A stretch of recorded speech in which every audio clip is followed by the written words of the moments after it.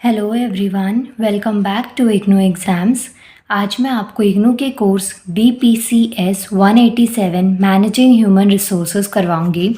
अभी मैं आपको पूरी यूनिट्स कंप्लीट नहीं करवाऊंगी, सिर्फ और सिर्फ जो important questions exam point of view से आपके नॉलेज में होने चाहिए वही मैं आपको करवा रही हूँ। और उन्हीं की मैंने ये सीरीज़ स्टार्ट करी हुई है जिससे आपको एग्ज़ाम में मतलब कि मेरी वीडियो से मैक्स टू मैक्स हेल्प मिले, बस यही ट्राई है मेरा। सो आज हम इस बुक की यूनिट 1 करेंगे। ये देखिए, ये है आपके पास में ब्लॉक 1 जो दे रखा है, इंट्रोडक्शन टू HRM। सो इसकी फर्स्ट यूनिट है ह्यूमन रिसोर्स मैनेजमेंट। इसमें जो इम्पॉर्टेंट क्वेश्चन है, बहुत ज़्यादा इम्पॉर्टेंट क्वेश्चन जिसको कहते हैं एग्जाम पॉइंट ऑफ व्यू से, वो यहाँ पे मैंने लिखा है। देखिए क्वेश्चन है, what is HRM, right it's functions. तो HRM क्या होता है और इसके फंक्शंस क्या हैं। HRM stands for human resource management. तो ह्यूमन रिसोर्स मैनेजमेंट जहाँ जहाँ होगा मैं वहाँ पे HRM बोलूँगी, आपको समझ जाना है। क्वेश्चन एग्जाम में आता कैसे है कि HRM क्या है और इसके फंक्शंस क्या क्या हैं, ये आपको लिखने हैं। Now the question is what is HRM। तो पहले आपको इसका आंसर बताती हूँ, उसके बाद में हम सेकेंड पार्ट में इसके फंक्शंस करेंगे। सो पहला तो ये है कि HRM है क्या। Can be explained as a process that involves employing individuals, providing them with training, providing them with compensations, developing policies and strategies for these individuals. Basically HRM क्या है कि आप किसी को कोई ट्रेनिंग दे रहे हैं तो आपको अलग टाइप के रिसोर्सेज की ज़रूरत होती है, अलग टाइप की नॉलेज की ज़रूरत होती है, अलग टाइप की स्किल्स की रिक्वायरमेंट होती है, या फिर आप पॉलिसीज़ को डेवलप कर रहे हैं, या फिर जो स्ट्रेटजीज़ होती हैं इंडिविजुअल बेसिस पे, कोई किसी में किसी चीज़ की लैकनेस रह जाती है ऑफिस वर्क में या कहीं काम पे, और किसी में कोई चीज़ की एडवांसमेंट होती है, तो उस बेसिस पे आपने स्ट्रेटजीज क्रिएट करी, तो ये चीज़ें HRM के अंदर आती हैं। It can also be described as a formal system that mainly focus on the management of the individual in the organisation. तो बेसिकली HRM जो है ह्यूमन रिसोर्स मैनेजमेंट, ये फोकस भी करता है मैनेजमेंट के ऊपर, जो हर एक ऑर्गेनाइजेशन में एक पर्टिकुलर पर्सन पे फोकस किया जाता है in a formal way. The main purpose of HRM is to enhance production. और बेसिकली जो HRM है इसका जो मेन प्रोडक्शन पे वर्क करना होता है, मेन जो पर्पस होता है कि जो प्रोडक्शन हो रही है, जो कंपनी से आउटपुट मिल रहा है वो बढ़े, बहुत ज़्यादा बढ़े, प्लस जो प्रॉफिट है ना ऑर्गेनाइजेशन का वो भी काफ़ी हद तक बढ़े। क्योंकि देखिए हर किसी को ना ग्रोथ और डेवलपमेंट चाहिए होती है। जितनी भी कंपनीज है वो इस तरीके से वर्क करती हैं कि उनका काफ़ी हद तक नाम हो, काफ़ी उनमें रेपुटेशन आए और काफ़ी ग्रोथ उनके अंदर हो। तो ये चीज़ें उनका वर्क होता है। जो HRM होता है उसका पर्पस यही होता है कि प्रोडक्शन को बढ़ाना और प्रॉफिट की साइड वर्क करना, कि जो भी काम हो रहा है उससे काफ़ी हद तक मैक्स टू मैक्स अमाउंट में प्रॉफिट मिल सके। नाउ जो बेसिक मिशन होता है HRM का वो क्या है, डेवलप करना, रिटेनिंग करना टैलेंट को, या फिर जो नया टैलेंट आ रहा है जिसकी ज़रूरत है उस अकॉर्डिंग उसको फाइंड आउट करना, ऑर्गेनाइजेशन की फैसिलिटेट ऑर्गेनाइजेशन के अकॉर्डिंग। और इसके अलावा to facilitate the alignment of human resources in the organisation with the organisational objectives and contribute to the production and profitability of the organisation. Same दोनों चीज़ें बार same ही बता रखी हैं कि जो प्रोडक्शन है प्लस जो प्रॉफिटेबिलिटी ऑर्गेनाइजेशन की, उस टर्म्स में वर्क करना for the achieving of the organisation goals. जो भी गोल्स होते हैं कि हमें हमारी कंपनी या मार्केटिंग को वहाँ तक सेट करना है या इस पीक तक लेके जाना है, तो उस रास्ते में जितना भी आप प्रोडक्शन को कितना मैक्स टू मैक्स बढ़ा सकते हैं, कितना प्रॉफिट एक ऑर्गेनाइजेशन को गेन करवा सकते हैं, तो वो सब चीज़ें HRM के अंदर आती हैं। और यहाँ पे ना अलग अलग ऑथर्स की अलग अलग डेफिनेशंस हैं ह्यूमन रिसोर्स मैनेजमेंट की। तो यहाँ पे एक आपको डेफिनेशन दे रखी है, human resource management as a competitive set of managerial activities. जो ह्यूमन रिसोर्स मैनेजमेंट है ना, तो वो बेसिकली एक ऐसा कॉम्पिटिटिव सेट है और जो कि टास्क पे फोकस करता है। अगर डेवलप करना हो, मेंटेन करना हो, जो भी क्वालिफाइड वर्क फोर्स होता है, चाहे ह्यूमन रिसोर्सेज होते हैं, उनको इस तरीके से कंट्रीब्यूट करना, इस तरीके से उनको ऑर्गेनाइज करना ऑर्गेनाइजेशन के एम्प्लॉयज़ में या इंडिविजुअल में, कि उससे मैक्स टू मैक्स आउटपुट लिया जा सके। नेक्स्ट दो और यहाँ पे दे रखे हैं, वर्नर और डी सिमोन। देखिए इसका प्रोनाउंसिएशन आप चेक कर लीजिएगा।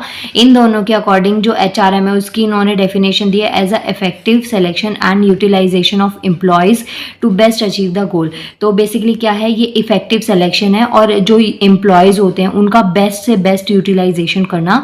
अब मानिए एक टीम में ना 10 मेंबर्स की एक टीम है, किसी भी कंपनी में, किसी भी ऑर्गेनाइजेशन में, तो 10 लोगों की एक टीम है। अब उन 10 में ना अलग अलग तरीके का टैलेंट है।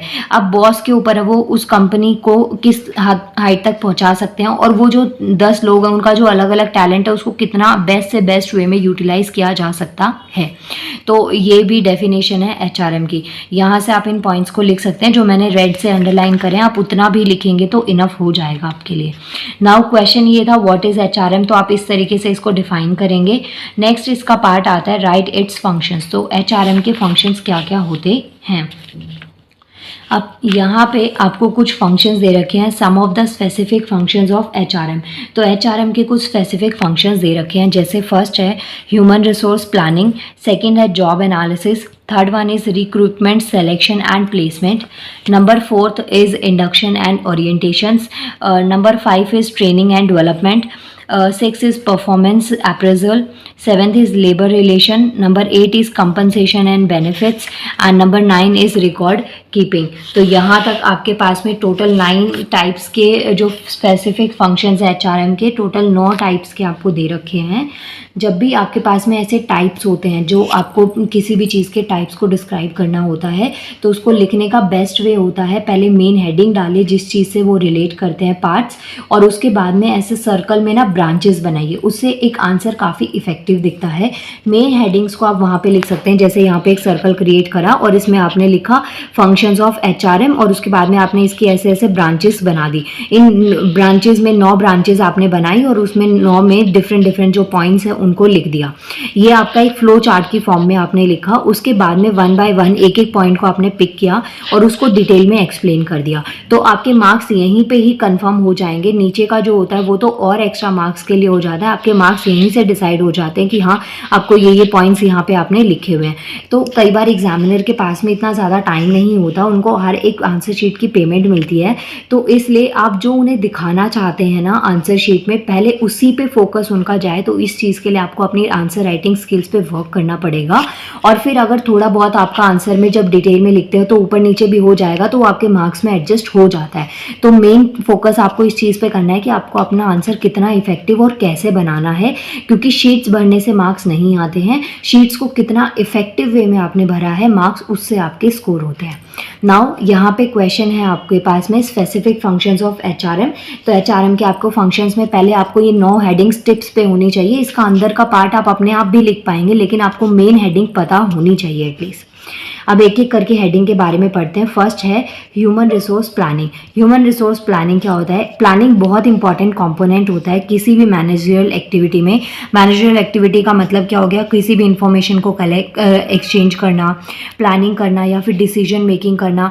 जैसे नए एम्प्लॉयज़ आए उनको किस तरीके का काम, कौन कौन सी टीम में उनको डिवाइड करना है, किस तरीके से उनसे काम करवाना है, कोई कॉन्फ्लिक्ट हो जाए, किसी चीज़ को लेकर आर्ग्यूमेंट हो जाए तो उससे कैसे बाहर निकलना है। तो ये सब चीज़ें जो होती हैं प्लानिंग का एक बहुत इंपॉर्टेंट पार्ट होता है। तो किसी भी एम्प्लॉय के लिए, किसी भी ऑर्गेनाइजेशन में सबसे मेन रोल जो होता है वो ह्यूमन रिसोर्स प्लानिंग होती है। विदाउट प्लानिंग अगर आप ऐसे ही कुछ भी कर देते हैं तो वो चीज़ पॉसिबल नहीं हो पाती है। जैसे अभी आपके एग्जाम्स हैं, सबके 8 एग्जाम्स होंगे, लेकिन सब्जेक्ट सबके अलग अलग हैं। तो देखिए जो आपके 8 एग्जाम्स होंगे, आप उनको अगर अपने अकॉर्डिंग प्लानिंग के साथ में डिवाइड कर दें, कुछ ऐसे टॉपिक्स हो सकते हैं जो आपको यूट्यूब से काफ़ी अच्छे तरीके से समझ आ जाए। हो सकता है कि बहुत सारी वीडियोज़ आपको मेरे चैनल पर ही मिल जाए, लेकिन कुछ ऐसे भी टॉपिक्स है जिसका मेरे पास मटेरियल नहीं होगा या मैंने नहीं अपलोड करी होंगी या आपको कहीं और से भी नहीं मिल रही होंगी। तो उन टॉपिक्स को, उन चीज़ों को आप अलग रखिए, उनको आपको डेली बेसिस पे टाइम देना है। जो आपको कहीं से मटेरियल कलेक्ट मिल रहा है, पढ़ने में ईजी हो रहा है, तो उसको थोड़ा सा आप कम टाइम दे देंगे, जिससे आपका सब कुछ बैलेंस हो जाएगा और आपके सारे एग्जाम्स अच्छे तरीके से हो जाएंगे। नेक्स्ट पॉइंट इसमें दे रखा है and human resource planning includes determining of the number of employees that would be required to achieve the organisation goal. अब जैसे कोई आपने गोल सेट कर दिया, कुछ भी काम आपने टारगेट सेट कर दिया कि इतना टारगेट या इतना गोल आपको इतने टाइम पीरियड में अचीव करना है, तो उसके लिए कितने नंबर ऑफ एम्प्लॉयज़ की ज़रूरत है, कितने लोगों की टीम की वहाँ पर ज़रूरत है, कितने आवर्स उनको वहाँ पर लगने वाले हैं। तो ये सब चीज़ें प्लानिंग का एक पार्ट होते हैं। यहाँ पे एग्जाम्पल दे रखा है, the organisation is planning to launch a new product. अगर कोई ऑर्गेनाइजेशन एक नया प्रोडक्ट लॉन्च करना चाहती है तो उनको बहुत सारे चीज़ों पे वर्क करना पड़ेगा कि उसके प्रमोशन के लिए कितने लोग चाहिए होंगे, कितना डिपार्टमेंट उस काम के लिए चाहिए, कितना स्टाफ उसके लिए रिक्वायरमेंट है, और जो नया प्रोडक्ट आया उसके लिए ट्रेनिंग भी देनी पड़ती है, तभी तो उसका रिव्यू किया जा सकता है ना। तो उसको ट्रेनिंग रिक्वायरमेंट कितने टाइम की चाहिए, कितने लोग उसको समझा सकते हैं। तो बहुत सारी ये सब चीज़ें जो होती हैं ये प्लानिंग का एक पार्ट होती है, जो ह्यूमन रिसोर्स प्लानिंग में आप लिख सकते हैं। सेकेंड पॉइंट आता है job analysis. Job analysis can be explained as a process through which we collect information about a job.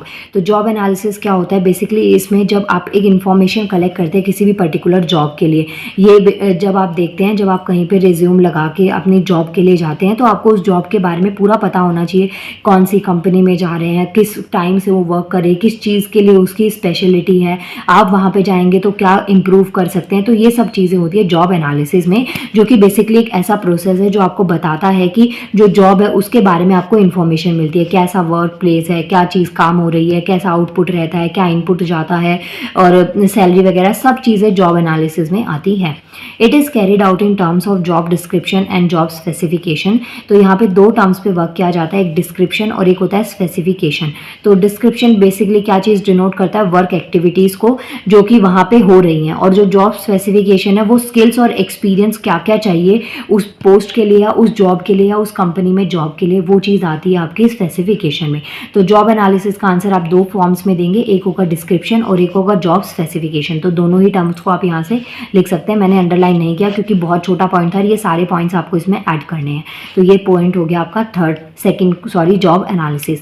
Now third one is recruitment, selection and placement. Recruitment, selection और placement, ये तीनों word से आप काफ़ी familiar होंगे अगर आपने कहीं पे इंटरव्यू दिया होगा, कहीं पे गए होंगे आप इंटरव्यू के लिए। तो these are 3 important functions of HRM। तो ये 3 इंपॉर्टेंट फंक्शंस हैं HRM के, जो कि बेस्ड होते हैं जॉब वैकेंसीज पे।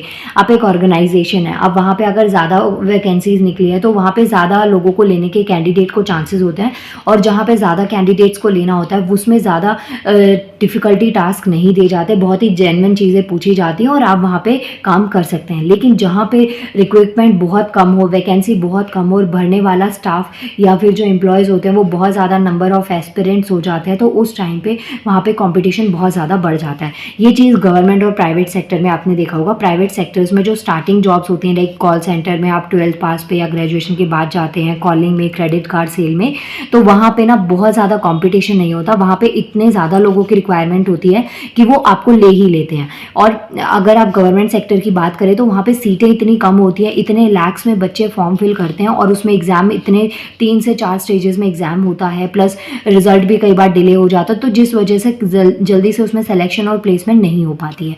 तो ये चीज़ें जो होती हैं जॉब वैकेंसीज, ये ऑर्गेनाइजेशंस के ऊपर डिपेंड करता है।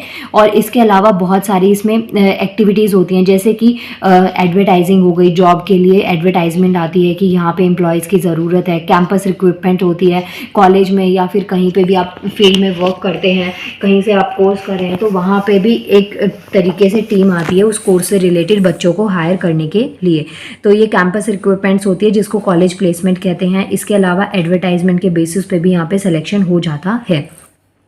तो इनका जो बेसिकली जो मेन पर्पस होता है वो पूल ऑफ एप्लीकेंट्स को या एम्प्लॉयज़ को सेलेक्ट करना होता है। पूल ऑफ एप्लीकेंट्स का मतलब हो गया बहुत ज़्यादा अमाउंट में इनको एम्प्लॉयज़ को सेलेक्ट करना होता है। ये इनका बेसिक मोटो होता है जो कि एडवर्टाइजमेंट करते हैं। क्योंकि आपने कभी किसी गवर्नमेंट जॉब का एडवर्टाइजमेंट नहीं देखा होगा, कभी देखा UPSC में वैकेंसी है तो आपको IAS बनना है तो आपके लिए एडवर्टाइजमेंट हो रहा है, ऐसा नहीं होता। जो बहुत प्रेस्टिजियस जॉब्स होती हैं जहाँ पे पता है कि कॉम्पिटिशन वैसे भी बहुत ज़्यादा, अपने आप ही बच्चा ढूंढते ढूंढते आ जाएगा, तो ऐसे यहाँ पे ज़्यादा रिक्वायरमेंट होती है तो वहाँ पे एडवर्टाइजमेंट किया जाता है। इसके बाद में जो इनका बेसिकली जो क्राइटेरिया होता है, जो सिलेक्शन होता है, वो प्रोसेस किस चीज़ पे होता है, उनकी परफॉर्मेंस के ऊपर, चाहे वो मेल है फीमेल है, उनकी परफॉर्मेंस के ऊपर बेस्ड होता है जो सिलेक्शन पर्पस होता है।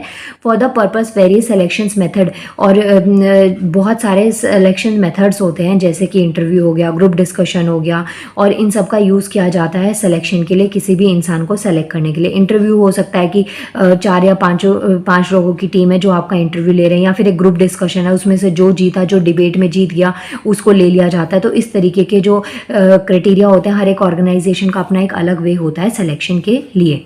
इसके बाद में जब एक एम्प्लॉय को सेलेक्ट कर दिया जाता है तो उसके बाद में उसको पर्टिकुलर डिपार्टमेंट में प्लेस मिलता है, जगह मिलती है, इस चीज़ को प्लेसमेंट कहते हैं। तो यहाँ पे 3 पार्ट से, फर्स्ट था रिक्रूटमेंट। रिक्रूटमेंट का मतलब हो गया कि ऑर्गेनाइजेशन से वैकेंसी निकली। सेकेंड है सिलेक्शन, कि आप उसका सिलेक्शन किस बेसिस पे करवा रहे हैं, रिटन बेसिस पे, इंटरव्यू पे, ग्रुप डिस्कशन, या क्या आपका क्राइटेरिया है किसी कैंडिडेट को सेलेक्ट करने का। थर्ड आता है प्लेसमेंट। सिलेक्शन के बाद में नेक्स्ट होता है प्लेसमेंट, कि किस डिपार्टमेंट में आप उस इंसान को देंगे, कौन सी जॉब आप देने वाले हैं। नंबर 4 पे आता है इंडक्शन एंड वेरिएंटेशन और ओरिएंटेशन, सॉरी, आपके पास में 3 पार्ट्स मैंने बता दिए। 4th पार्ट आता है इंडक्शन एंड ओरिएंटेशन। तो जब कोई न्यू एम्प्लॉय ज्वाइन करता है किसी भी ऑर्गेनाइजेशन को, तो उन्हें इन्फॉर्मेशन की ज़रूरत होती है। मतलब कि बहुत सारे ऐसे ऑर्गेनाइजेशन होते हैं जहाँ पे आप एज अ फ्रेशर वर्क करते हैं। तो जब आप एज अ फ्रेशर वर्क करते हैं तो आपको वो काम सिखाया जाता है, और ऑर्गेनाइजेशन का ये मिशन होता है, प्लस ये विजन पॉलिसीज़ होती हैं कि उनको किस किस फैक्टर्स पे वर्क करना, उनकी पॉलिसीज़ क्या हैं, तो वो हर एक इंडिविजुअल को समझाई जाती है ट्रेनिंग पीरियड के टाइम पे। One of the main functions of HRM is thus organizing induction and orientation programs that now only help employees acquainted with the organization and the work activities, but also help in increasing among them the expectations of the organizations. तो जो ये activities होती हैं employees को इससे और रूबरू तो करवाया जाता है, बताया तो जाता है कि हाँ ये एक्टिविटीज़ हो रही हैं, प्लस इनका मेन मोटो ये भी होता है कि कंपनी की क्या एक्सपेक्टेशंस है, ऑर्गेनाइजेशन का क्या एक्सपेक्टेशन है, कहाँ पर वो अपने ऑर्गेनाइजेशन को, डिपार्टमेंट को कहाँ तक देखना चाहता है। तो इन चीज़ों पे भी आप स्टार्टिंग से ही वर्क करना स्टार्ट कर दें तो ये चीज़ें आपको स्टार्टिंग में ही समझा दी जाती हैं। नेक्स्ट 5th पॉइंट आता है ट्रेनिंग एंड डेवलपमेंट। तो ट्रेनिंग और डेवलपमेंट जो होता है वो किसी भी ह्यूमन रिसोर्सेज को अपग्रेड करने में ही हेल्पफुल नहीं होता, बल्कि ये जो इम्पॉर्टेंट रोल भी करता है किसी का मोरल या मोटिवेशन करने में। जो एम्प्लॉयज़ होते हैं उनको मोटिवेट करने में, प्लस उनके मोरल को बूस्ट करने में भी ट्रेनिंग टाइम पीरियड काफ़ी ज़्यादा बेनिफिशियल होता है। स्पेशली जो गवर्नमेंट सेक्टर्स होते हैं ना, वहाँ पर जो ट्रेनिंग पीरियड होता है काफ़ी ज़्यादा कॉम्प्लिकेटेड होता है। इवन प्राइवेट सेक्टर्स में ही ट्रेनिंग टाइम जो होता है वो बहुत टफेस्ट टाइम होता है। अगर आप उस टाइम पे वहाँ पे रुक पाते हैं तो बाद में तो आप जॉब फिर भी इजी वे में कर पाते हैं क्योंकि एक्सपीरियंस आ जाता है। लेकिन ट्रेनिंग पीरियड में सब कुछ नया नया होता है, काफ़ी वर्क प्रेशर होता है, वर्कलोड होता है, बर्डन भी पड़ता है। तो उस टाइम पे पॉसिबिलिटीज़ हैं कि आप लोग काम को छोड़ दें या उस चीज़ से भागना स्टार्ट कर दें। तो यही चीज़ें होती हैं। In fact in the context of training and development we can also mention about human resource development. जब आप ट्रेनिंग और डेवलपमेंट की बात करते हैं तो उस टाइम पे आप एक और टर्म यूज़ करते हैं ह्यूमन रिसोर्स डेवलपमेंट, HRD, जो कि बेसिकली फोकस इस चीज़ पे करता है कि जो भी ह्यूमन रिसोर्सेज हैं उनको कैसे कैसे डेवलप किया जाए, कैसे मैक्स टू मैक्स वे में यूज़ किया जा सकता है।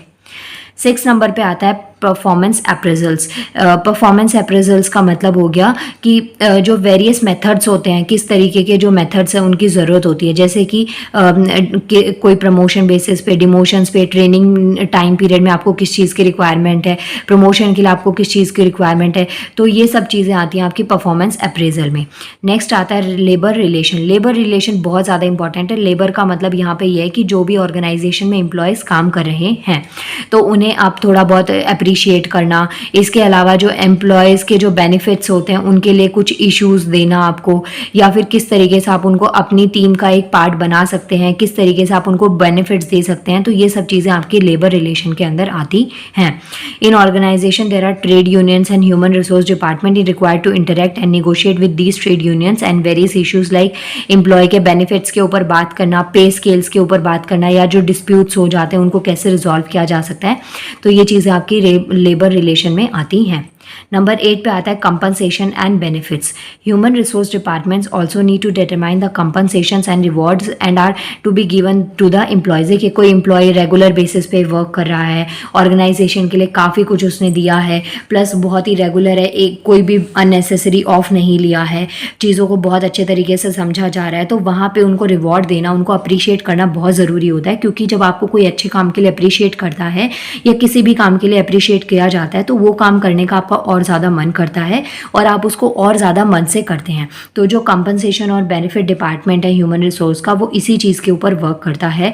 बहुत सारी जो प्लानिंग की रिक्वायरमेंट होती है इस टाइप की एक्टिविटीज़ को करने के लिए, प्लस इसमें इस चीज़ का भी ध्यान रखा जाता है कि एम्प्लॉय के मोरल को कैसे बूस्ट किया जाए, कैसे और बाकियों को मोटिवेट किया जाए कि अगर उन्होंने भी ये सब चीज़ें करी तो उन्हें भी इससे ज़्यादा कुछ चीज़ें अचीव हो सकती हैं। तो एक तरीके का कॉम्पिटिशन भी क्रिएट रहता है और मोटिवेशन भी मिलता है। तो ये चीज़ें आती हैं आपकी 8th पॉइंट में, compensations and benefits. Last point इसका आता है record keeping. Yet another functions of HRM is record keeping, that is maintaining all the information related to the employees. जो भी ऑर्गेनाइजेशन में एम्प्लॉयज़ काम कर रहे हैं उनसे रिलेटेड जितनी भी इंफॉर्मेशन होती हैं उन सब का रिकॉर्ड कैप्ट करना बहुत ज़रूरी होता है। और इसमें बहुत सारा पेपर वर्क होता है, बहुत सारे ह्यूमन रिसोर्स डिपार्टमेंट की ज़रूरत होती है जो कि इस ह्यूमन रिसोर्स इंफॉर्मेशन को कलेक्ट करे और रख पाए। इसके अलावा सॉफ्टवेयर को मेंटेन किया जाता है जो कि डिटेल्स और रिकॉर्ड को रखता है एम्प्लॉयज़ एम्प्लॉयज़ के। पहले ऐसा होता था रजिस्टर्स मेंटेन किए जाते थे, आज की डेट में हर चीज़ आपको सॉफ्टवेयर की फॉर्म में मिलती है, कंप्यूटर या लैपटॉप में इनको रिकॉर्ड किया जाता है।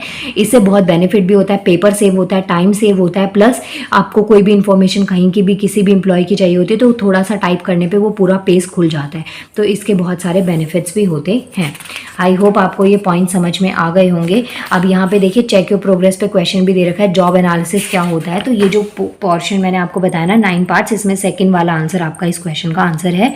सो यहाँ पे कुछ स्पेसिफिक फंक्शंस है HRM के जो आपके क्वेश्चन पेपर में अलग अलग भी पूछे जा सकते हैं और एक साथ भी पूछे जा सकते हैं। वीडियोस को पोस्ट करके फिर आप पढ़ लेना अगर आपके पास में बुक नहीं है, और अगर आपके पास में बुक है तो बहुत अच्छी बात है, फिर आप इनको रिकॉर्ड भी कर सकते हैं, अंडरलाइन कर सकते हैं इसमें से देखें। थैंक यू सो मच, मिलते हैं नेक्स्ट वीडियो में।